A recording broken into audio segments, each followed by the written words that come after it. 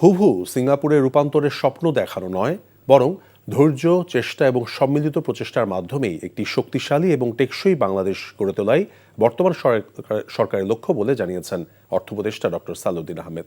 সকালে রাজধানীর সিরডা মিলনায়তনে ব্যাংকিং অ্যালমানাকের প্রকাশনা অনুষ্ঠানে তিনি কথা বলেন। অর্থ উপদেষ্টা বলেছেন, সময় নিয়ে ধারাবাহিকভাবে কাজ করলে বাংলাদেশ আরও দৃঢ় ভিত্তির উপর দাঁড়াতে পারবে। ডক্টর সালেউদ্দিন আহমেদ বলেন, জনপ্রিয়তার চাপে পড়ে নয়, বরং দেশের সামগ্রিক স্বার্থ বিবেচনায় রেখেই নীতি নির্ধারণ করতে হয়। নীতি গ্রহণের ক্ষেত্রে সবাইকে সন্তুষ্ট করা সম্ভব নয় এবং এক্ষেত্রে ভুল থাকার সম্ভাবনাও থাকে বলে মনে করেন তিনি। বাংলাদেশের বর্তমান অর্থনৈতিক পরিস্থিতি নিয়ে তিনি জানান, এই সংকট কোনো একক সরকার বা ব্যক্তির কারণে নয়, এটা দীর্ঘদিনের উন্নয়ন প্রক্রিয়ার অংশ। সবাই ধীরে ধীরে সহযোগিতা করেছে এবং ভবিষ্যতেও সবাইকে একসঙ্গে কাজ করতে হবে বলেও জানান তিনি। ইনফ্লেশন বেড়ে গেছে, 0.25 বেড়ে গেছে। ইনফ্লেশনটা খুব সেন্সিটিভ জিনিস, আই এগ্রি। কিন্তু ইনফ্লেশন কিন্তু শুধু monetary policy, bank rate, policy rate বাড়িয়ে কন্ট্রোল করা যায় না, সরকারের পক্ষে কিন্তু করা যায় না।